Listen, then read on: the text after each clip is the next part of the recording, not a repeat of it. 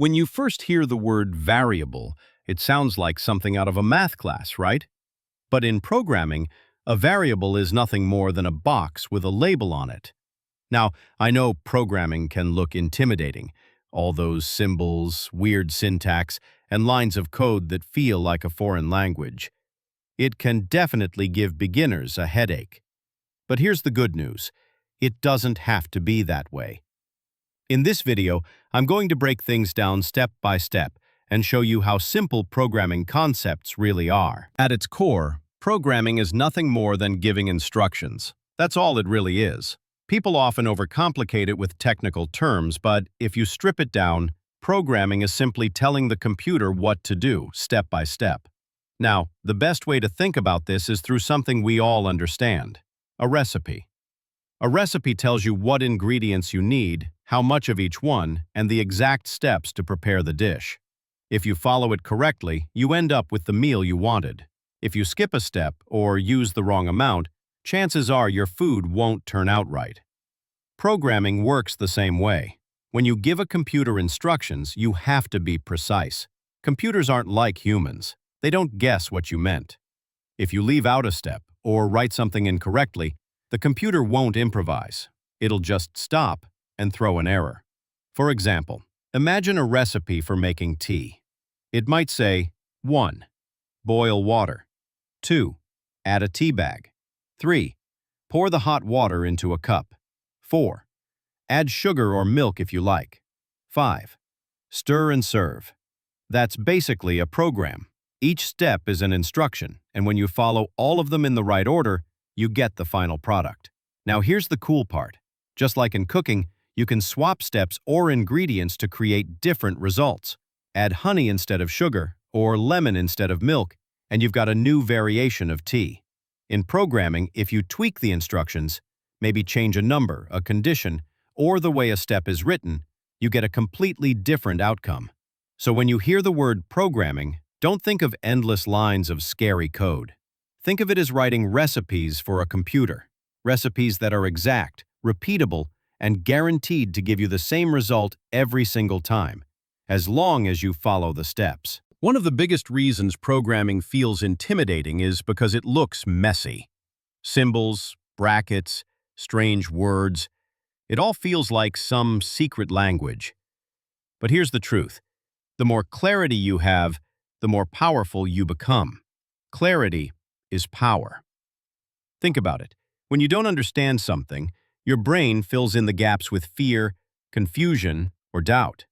But the moment you break it down and see it clearly, it suddenly looks simple. Programming is no different. Once you realize that every single line of code is just an instruction, nothing more, nothing less, the fear disappears. You stop looking at code like a wall of gibberish, and you start seeing it as a set of clear, logical steps. That's why the best programmers aren't the ones who memorize the most code. They're the ones who can simplify complexity. They break big problems into smaller ones and then solve them step by step. Imagine standing in a dark room. Everything feels confusing. You don't know where to move. You don't know what's around you. But as soon as someone turns on the light, the room is the same. You just see it clearly. Programming works exactly like that. Once you shine a light on the concepts, everything clicks. So remember this. Clarity isn't just about understanding code. It's about building confidence. And in programming, confidence is what gives you power. So, how do you actually learn programming the right way? What's the proper roadmap? The truth is, most beginners get lost because they don't know what to focus on. They jump around from tutorial to tutorial without a plan. But programming is a journey, and like every journey, it's easier when you have a map. Here's your map. Level 1, Beginner. Start with the fundamentals: variables, data types, operators, conditionals, and loops. Think of this as learning the alphabet of code. At this stage, your goal is to write small, simple programs and build confidence. Level 2, Intermediate. Now it's time to level up. Learn functions, arrays, objects, and error handling. This is where you stop writing random lines of code and start building actual projects. You also practice debugging, which is just fixing mistakes in your program. Level 3, Advanced. At this point, you're ready for algorithms, data structures, APIs, and databases. This is where programming gets powerful. You can now build real-world applications from games to websites to apps. Level 4, Professional. Finally, you choose a path. Web development, mobile apps, artificial intelligence, cybersecurity. This is where you specialize. You master frameworks, tools, and best practices.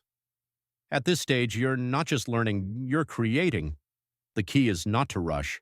Focus on mastering each level before moving to the next. Programming compounds over time.